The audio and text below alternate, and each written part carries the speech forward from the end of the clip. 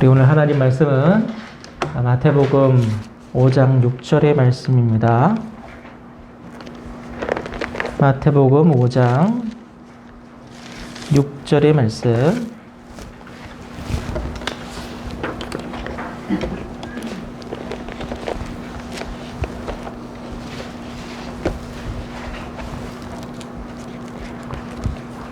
다 찾으셨죠? 그러면 우리 5장 6절 말씀 다 같이 큰 목소리로 한번 연속으로 이어서 읽어보겠습니다.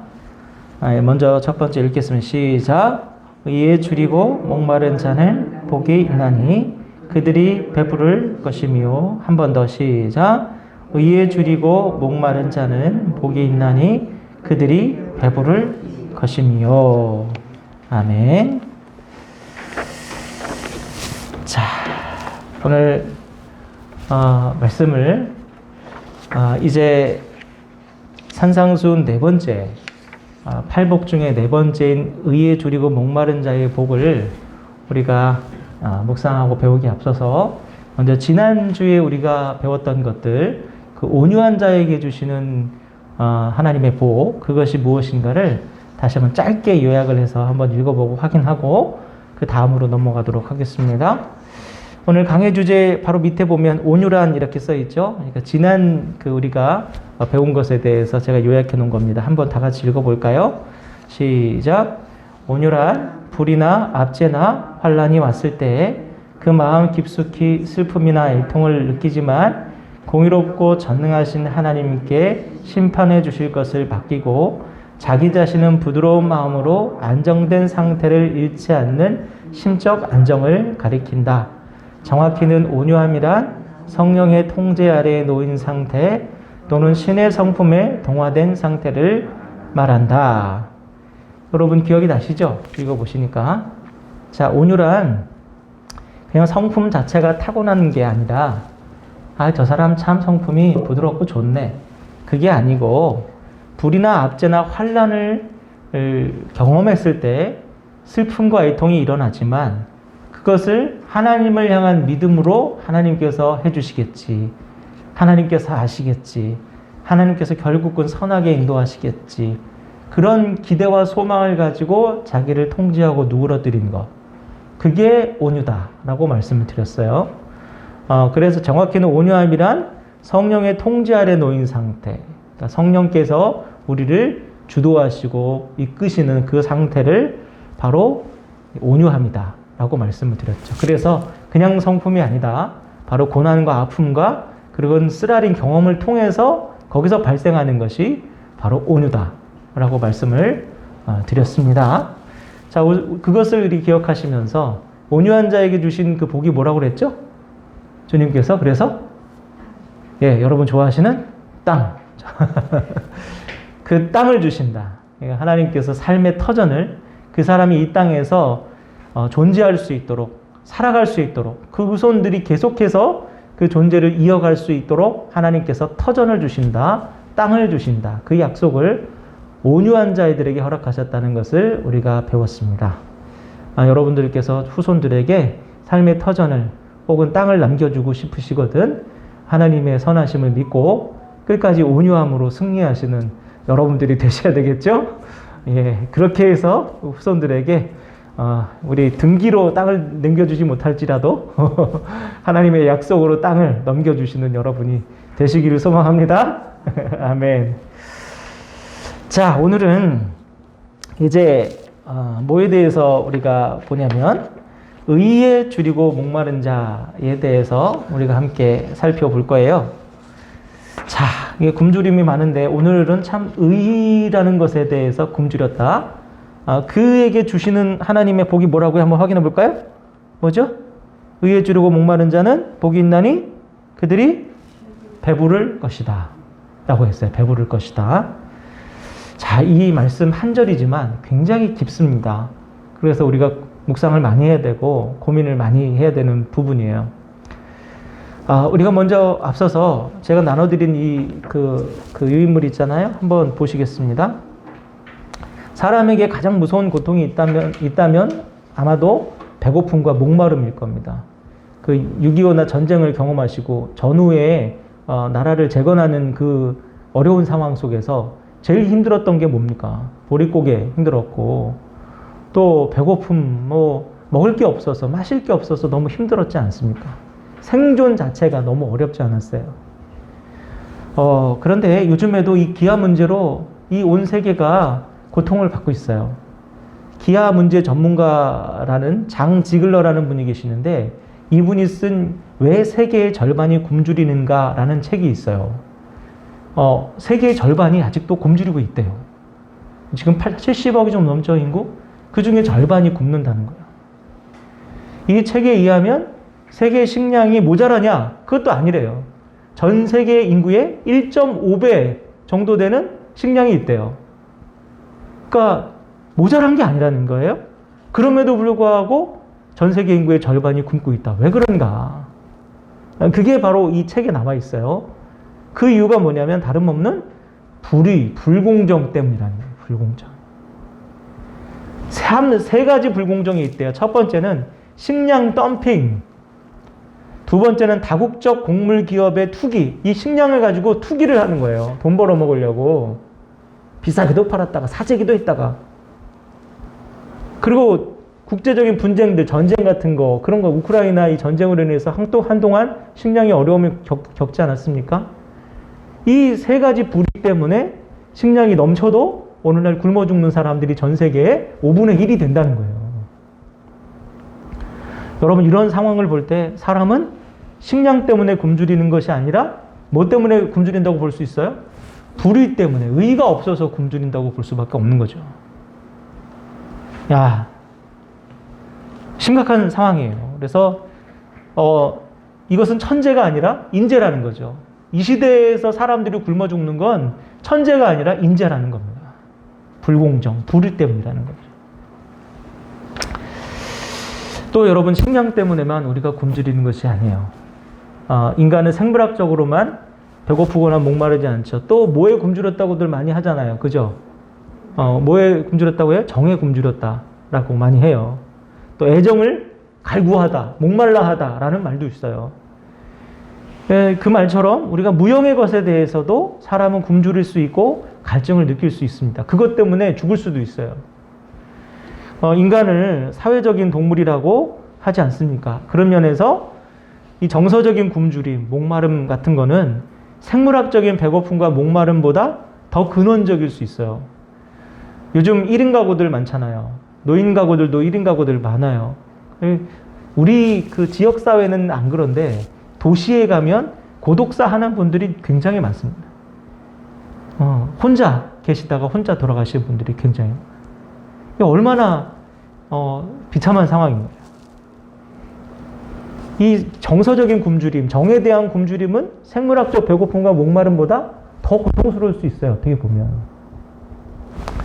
몇 해 전에 있었던 실제 이야기예요. 그 두 아이의 부모가 식당에서 밥을 먹다가 5살, 3살짜리 애들하고 밥을 먹다가 엄마가 한번 나가버리고 아빠가 한번 나가버려요. 그리고 엄마 아빠가 오질 않는 거예요. 그래서 이제 경찰이 이제 이 아이들을 데리고 와서 애 엄마 아빠한테 전화를 했어요. 엄마한테 전화했더니 잘못 걸었대요. 아빠한테 전화했더니 애 엄마한테 전화하래요. 야, 이런 상황이 벌어졌어요. 그런데 놀라운 건 이 애들이 경찰서에서 그렇게 오랜 시간 있으면서 울거나 그러질 않는데, 그리고 엄마 아빠를 찾지도 않는데, 참 안타까웠습니다. 그 제 아들이 7살 때요. 야, 아빠 차에 잠깐 뭐 좀 가지러 갈게. 아빠랑 둘이 있다가. 그래서 뭐 가지러 간다고 잠깐 이제 그 차를 가지러 차에서 뭐 가지고 왔는데 애가 입이 이만큼 나온 거예요. 너 왜 그러냐 그러니까 아빠는 애를 7살짜리를 여기다 두고 혼자 외출했다가 갔다 오면 그게 아동학대인 거 몰라? 그러는 거예요. 그래서 야, 너 그거 누가 가르쳐줬냐? 그러니까 어린이집에서 가르쳐줬다는 거예요. 아동학대라는 거예요. 입이 이만큼 나왔어요. 여러분, 아이에게 이건 정상적인 반응이에요. 아빠 왜 어디 가 있어? 엄마 왜 어디 가 있어? 날 두고 어딜 가? 이게 정상적인 건강한 반응이거든요. 근데 부모에게 버림받고 경찰서에서 밤을 보낸 이 5살, 3살짜리 애가 끝까지 엄마 아빠를 안 찾는 거예요. 이것은 뭘 의미합니까, 여러분? 이 정서적 학대가 아주 지속적으로 이루어졌다는 거예요. 그래서 이 아이들은 더 이상 정서적으로 고갈돼서 더 이상 그 안에서 반응이 없다는 거예요. 지들이 정서적으로 죽어가고 있다는 것도, 메말랐다는 것도 모르는 거죠. 성도 여러분, 이와 같이 정서적 학대 또한 바로 불의에서 비롯된 것 때문에 사실상 생물학적 굶주림이든 우리가 정서적 굶주림이든 인간이 경험하는 모든 종류의 굶주림은 바로 무엇의 부재에서 왔다고요? 의의 부재에서 왔어요. 의가 없어서 우리는 생물학적으로도 굶주리고 우리는 정서적으로도 굶주리는 것. 예수님께서 이 산상수훈의 말씀을 통해서 바로 그와 같이 우리가 의의 부재로 인해서 모든 종류의 굶주림과 결핍을 지속적으로 경험하고 있다는 것. 그리고 그 모든 사람들에게 예수님께서 배부름의 복을, 만족의 복을 선포하고 계신 거예요. 야, 너희들 제대로 먹지도 못하고 사랑받지도 못하고 완전히 고갈되고 살았느냐? 너희들에게 내가 복을 주겠다. 배부름의 복을 주겠다. 이 밤에 예수님께서 말씀하신 이 의에 줄이고 목마른 자들, 그게 어떤 사람들인지, 또 왜 이 의에 줄이고 목마른 자들에게 예수님께서 복을 선포하셨는지, 더불어서 이 말씀이 오늘 우리에게 어떤 메시지를 주고 있는지를 우리 함께 묵상하시면서 주님의 은혜를 깨달으시는 저와 여러분 되기를 바랍니다. 자, 우리 계속해서 한번 말씀을 살펴볼까요? 2번에 보면 의에 배부르다라고 되어 있어요. 자, 먼저 우리는 예수님이 말씀하신 이 의가 정확히 무엇인지 그 개념을 알 필요가 있습니다. 이 의는요, 우리 기독교 신앙에서 가장 핵심이 되는 개념 중에 하나예요. 굉장히 중요한 말이에요. 이 의라는 말처럼 중요한 말이 성경에 또 없을 거예요. 마태복음에는 이 의라는 말이 무려 7번이 반복됩니다. 또 사도 바울도 로마서에서 하나님의 놀라운 구원이 우리에게 어떻게 이루어졌는가를 설명하면서 하나님의 의에 대해서 계속 반복하고 있어요. 자, 그렇다면 이 의란 도대체 뭘까? 우리 본문 5장 6절 말씀 다시 한번 읽어볼게요. 다시 한번 읽겠습니다. 시작. 의에 줄이고 목마른 자는 복이 있나니 그들이 배부를 것이며. 아멘. 자, 이 의가 지금 문제예요. 의가. 여기서 의라는 말의 어원적 의미를 살펴보면 의는 헬라어로 디카이오시네라고 하는데 이 말은 신실함이라는 뜻을 갖고 있어요. 신실함이 뭐예요? 믿을만하다는 거예요. 믿을만하다는 거. 그런데 이 디카이오시네는 주로 사람과 사람 사이에서만 사용되는 말입니다. 매우 신뢰할 수 있고 내가 의지할 수 있는 어떤 대상을 지칭할 때 이 디카이오시네, 이 의라는 말을 쓴다는 거예요. 자, 이것을 통해서 우리가 유추할 수 있는 의라는 말의 의미가 무엇이겠습니까? 바로 사람이 진정으로 신뢰할 수 있고 의지할 수 있는 대상이 바로 의라는 거예요. 그래서 의에 굶주리고 목마르다라는 말은 그렇게 우리가 인생을 살면서 진정으로 신뢰할 수 있고 의지할 수 있는 대상이 하나도 없는 상태, 그 상태가 바로 의에 굶주린 상태예요. 시쳇말로 세상에 믿을 놈 하나도 없는 거. 그 상태가 의에 굶주린 상태라는 거예요. 제가 참 부끄러운 얘기인데 제 옛 친구들 중에 한 친구가 굉장히 다른 누군가에게도 얘기할 수 없는 좀 부끄럽고 아픈 그런 상황을 맞이한 적이 있어요. 근데 그걸 누구에게도 연락할 수 없는 거예요. 직장 동료에게도, 또 아내에게도, 부모에게도, 그걸 아무한테도 얘기할 수 없어요. 누구도 믿을 수가 없어요. 이게 안세현이라는 보장이 없어요. 그래서 고민하다 한 게 바로 저한테 연락을 한 거예요. 그러면서 한숨을 쉬면서 저한테 하는 말이 이 얘기를 할 수 있는 사람이 너밖에 없었다. 뭐 죽을 생각까지도 했다고.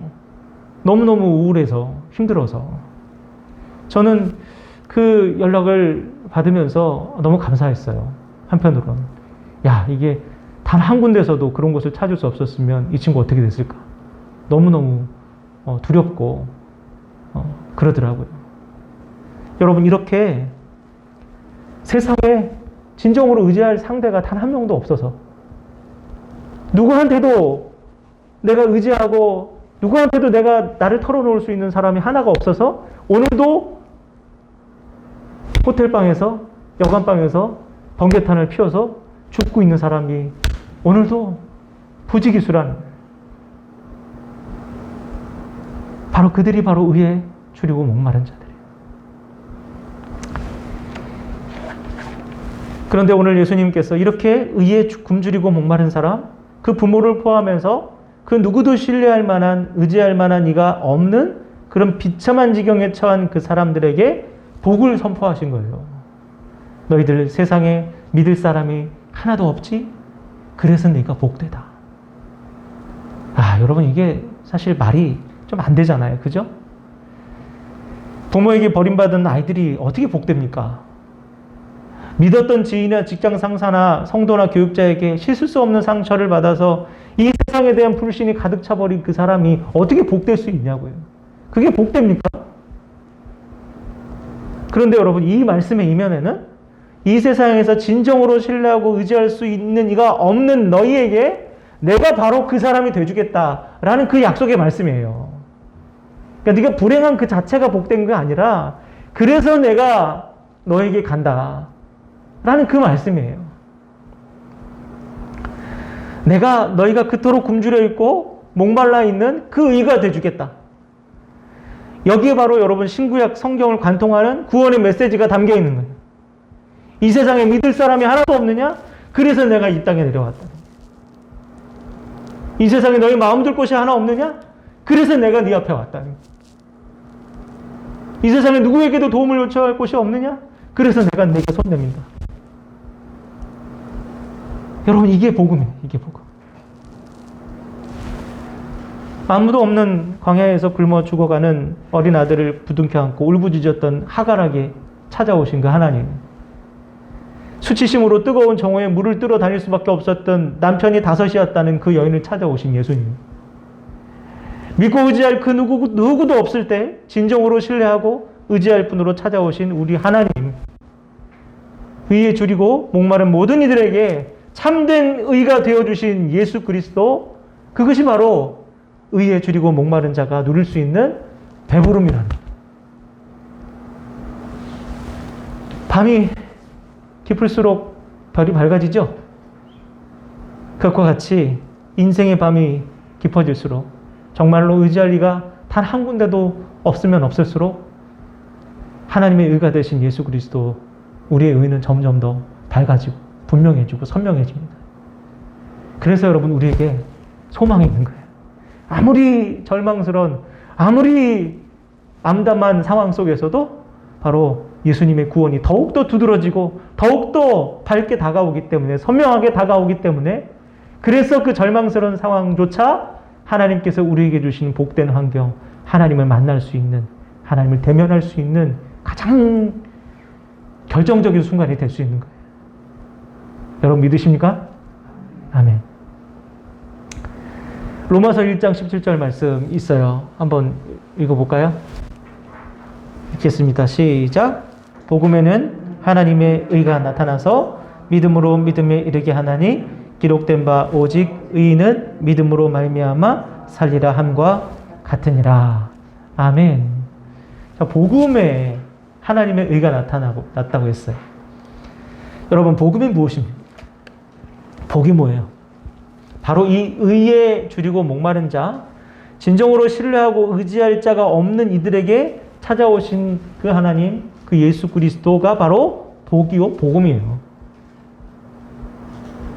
주님은 우리에게 말씀하고 계셔요. 신뢰할 리가 너희들이 아무도 없느냐? 누구도 의지할 리가 없느냐? 내가 너의 의가 되주겠다. 내가 너의 소망이 되겠다. 이것이 나의 의다. 이것이 하나님의 의예요. 사랑하는 성도 여러분, 만약 여러분이 지금 의에 줄이고 목마르시다면, 사람에게 실망하고 교회에 실망하고 그 누구도 믿고 의지할 리가 참 없다라고 생각되시다면, 여러분 지금 복된 순간을 눈앞에 두고 있어요. 절망스러운 게 아니라. 왜 그렇습니까, 여러분? 이제부터 주님이 직접 여러분의 의가 되어주실 때문이에요. 직접. 주님이 여러분의 배고픔을 직접, 목마름을 직접 해결할 것이기 때문이에요. 아무도 없기 때문에. 이 밤 성도 여러분들에게 참된 이가 되어 찾아오시는 그 예수 그리스도로 인해서 여러분 그 어느 때보다도 배부른 밤이 되셨으면 좋겠어요. 아, 나는 왜 이렇게 주변에 도와줄 사람이 하나 없냐. 여러분 우리 땡큐. 감사한 거예요. 왜? 하나님이 더 가까이 계시니까. 선명하게 주님의 구원이, 주님의 의가 우리 가까이 계시니까. 여러분 그렇게 생각하시고 주님 바라보며 소망 삼으시며 오늘도 힘차게 살아가신 여러분 되기를 주님의 이름으로 축원합니다. 아멘. 자, 이제 두 번째로 이 의와 관련해서 우리가 한 가지 더 이해될 부분이 있어요. 조금 이거는 앞선 얘기하고 조금 결이 달라요. 제가 앞서 말씀드렸듯이 의가 신뢰나 의지의 대상을 의미한다고 말씀드렸어요. 그렇다면 그것은 여러분 일방적인 것이 아니라 반드시 상호적인 것인 거예요. 관계잖아요. 관계는 일방적인 게 아니잖아요. 누군가의 관계를 맺는 것은 혼자 하는 게 아니에요. 여러분 하나님을 섬기는 것은 우리가 혼자 하나님께 짝사랑을 구해야 하는 것이 아니고 혹은 하나님께서 혼자 우리를 바라보고 얘야 제발 와라 라고 하는 게 아니에요. 신앙생활은 하나님과 서로 상호적으로 교제하는 거예요. 자, 따라서 여기서 나를 향한 하나님의 의에 대해서 지금까지 말씀드렸는데 하나님을 향한 나의 의 또한 중요한 거예요. 나를 향하시는 하나님의 뿐만이 아니라 내가 하나님께 드리는 의도 중요해요. 물론 이것은 하나님께서 나를 구원하신 것 같은 무슨 결정적인 의는 아닙니다. 그러나 하나님과 지속적이고 원만한 관계에 있어서 굉장히 중요한 요소가 바로 우리 성도의 의라는 거예요. 성도의 의. 여러분 성도에게도 의가 필요해요. 만약 하나님께서 누군가를 되게 신뢰하신다면 야 나는 참 쟤만 보면 마음이 좋아. 혹은 누군가를 의지한다면 쟤는 내가 믿을 수 있을 것 같아. 쟤한테는 내가 일을 맡기고 싶어. 라는 생각을 하신다면 여러분 그 사람은 도대체 어떤 존재일 것 같습니까? 아마도 하나님을 많이 사랑하는 사람이겠죠. 그죠?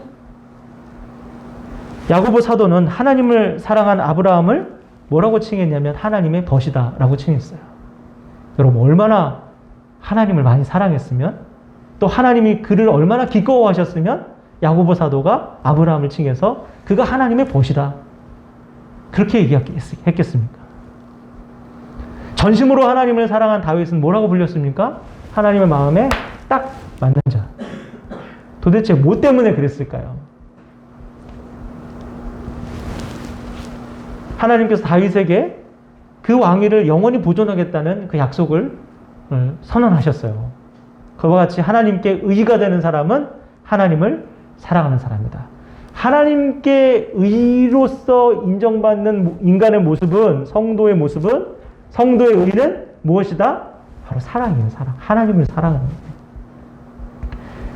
괜히 예수님께서 가장 첫째 가는 계명이 여호와 하나님을 사랑하라 라고 하신 게 아니에요. 그게 우리의 의예요. 그게 다른 게 의가 아니라 유대인들이 아무리 율법 666개를 열심히 지켜도 그게 의가 되는 게 아니고 하나님을 사랑하는 게 의가 되는 거예요.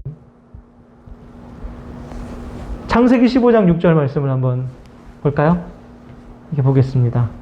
읽을게요. 시작. 아브라함이 여호와를 믿으니 여호와께서 이를 그의 의로 여기시고. 아멘. 여러분 이 말씀이 어디서 나왔냐면 하나님께서 아브라함을 부르셨어요. 그래서 갈대아 우르에서 나왔단 말이에요. 하란으로 갔고 또 가나안 땅으로 이동도 했어요. 자식을 금방이라도 주실 것처럼 그러더니 결국 80이 되고 90이 돼도 자식을 안 주셔요. 그래서 아이고 이제 안 되겠다 싶어가지고 엘리에셀이라는 자기 종한테 자기의 이제 그 후계를 물려주려고 했는데 하나님께서 그날 밤에 나타나셨어요. 그러지 말아라. 내가 옛날에 약속했지 않느냐. 다시 약속하마.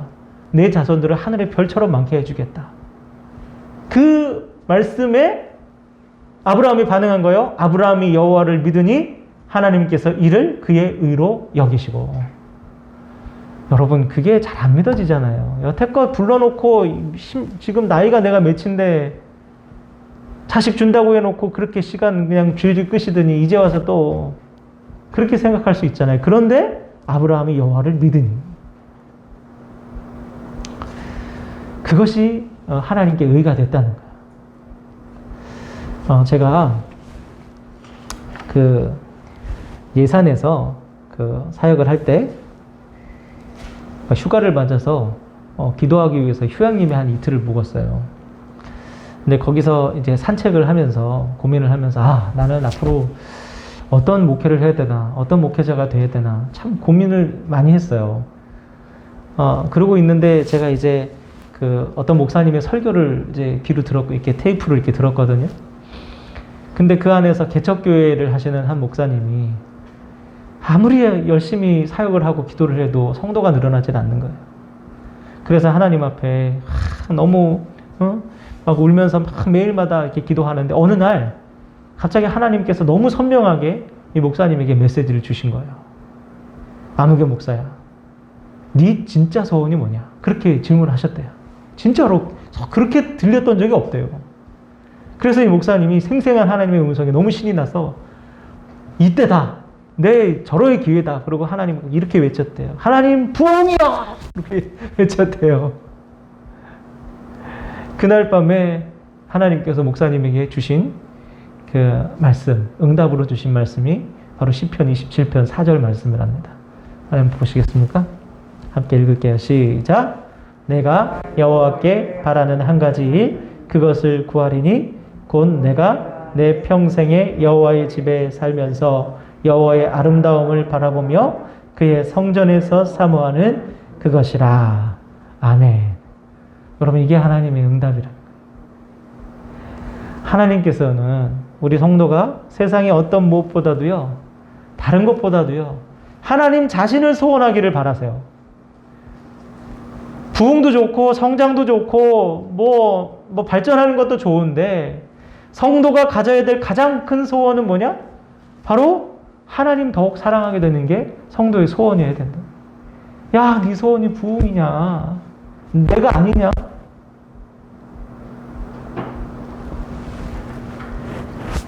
저는 이 말씀을 듣고 목사가 무엇인가에 대한 답을 얻었습니다. 그 목사는 단지 설교하는 사람, 예배를 이끄는 사람, 성도를 돌보는 그런 사람, 물론 맞죠. 그런데 그런 사람이라기보다 그 누구보다도 하나님을, 주님을 뜨겁게 사랑하고 열렬히 사랑하는 사람이어야 되지 않을까. 그때 그 깨달음을 가졌어요. 그리고 그때 하나님 앞에 이 말씀이 너무 사모하게 되더라고요. 주님, 제가 이 말씀처럼 성전에서 살면서 주님을 영원히 찬송하고 사모하며 살았으면 좋겠습니다. 그때 그렇게 기도를 했던 기억이 나요. 그때 기도가 그게 화근이 돼서 성전에서 살고 있는 것 같아요. 그리고 찬송도 하고 예배도 드리고 하나님을 바라보면서 살고 있는 것 같아요. 그래서 기도가 응답된 거구나 라는 생각이 들더라고요. 여러분, 목사의 가장 우선된 기도 제목은 부흥이 아니고 성장이 아니고 주님 누구보다도 더 사랑하게 해달라 라는 것이어야 되지 않을까라는 그런 생각을 했는데, 여러분 동의하시나요? 성도는 아닐까요? 성도 또한 마찬가지예요. 성도의 가장 큰 소원은 뭐가 되어야 돼요? 평생에 여호와의 집에 살면서 여호와 하나님의 아름다움을 바라보며 그의 성전에서 그분을 사랑하는 것이어야 됩니다. 여러분, 다른 일이나 다른 어떤 걸 해야 된다는 생각보다 하나님이 여러분의 소원이 됐으면 좋겠어요. 하나님 그분이 여러분의 가장 큰 소원이 됐으면 좋겠어요. 그게 우리 성도의 목적이고 성도의 목표예요. 그리고 그것이 하나님을 향한 성도의 온전한 의인 것입니다. 그와 같이 성도의 의, 하나님을 향한 사랑은 하나님을 기쁘시게 해드릴 것이고, 그 하나님의 기쁨은 또한 우리를 향한 의가 되셔서 우리를 더 배부르게 만들 것입니다. 여러분이 하나님을 사랑할 때 하나님으로 배부른다는 거예요. 우리 시편 91편 14절을 한번 읽겠습니다. 다 같이 읽어보겠습니다. 이 말씀 읽겠습니다. 시작. 하나님이 이르시되 그가 나를 사랑한즉 내가 그를 건지리라. 그가 내 이름을 안즉 내가 그를 높이리라. 아멘. 하나님을 사랑하고 하나님을 아는 자, 또 하나님을 사랑하고 싶고 하나님을 알고 싶어하는 자, 우리의 의가 되시는 그 하나님께 굶주리고 하나님께 갈급한 자, 그에게 하나님께서 배부름을 주시고 채워주심을 허락하신다는 거예요. 사랑하는 성도 여러분, 성도의 의는 교회 생활을 잘하거나 특정한 신앙 규칙을 모범적으로 잘 준수하는 데서 나오는 게 아니에요. 주님을 더 사랑하고 싶은 성도의 끝없는 갈망이 바로 하나님 앞에 성도의 의로움인 거예요. 우리 하나님, 우리 하나님. 하나님을 사랑하는데 배고프시고 하나님을 사모하는데 목마른 자가 복되다. 그에게 배부름이 있다. 하나님께서 그 의인을 건지시고 그 의인을 높이신다. 이것이 말씀을 통한 의에 굶주리고 배고픈 자에게 목마른 자에게 주시는 하나님의 복인 줄 여러분 믿으시기 바랍니다. 아멘. 오늘 이 밤 믿을 이 하나 없는 이 세상 천지에 우리의 참된 신뢰와 의지가 되시는 의로우신 하나님을 마주하시는 복된 여러분 되시기 바라고, 또한 하나님을 사랑하는데 배고프고 하나님을 향해 갈급해하는 진정한 목마른 의인이 되셔서 영원히 배고프지 않고 배부름을 얻고 목마르지 않는 여러분들 되시기를 주님의 이름으로 다시 한번 간절히 축원합니다. 네, 기도하겠습니다.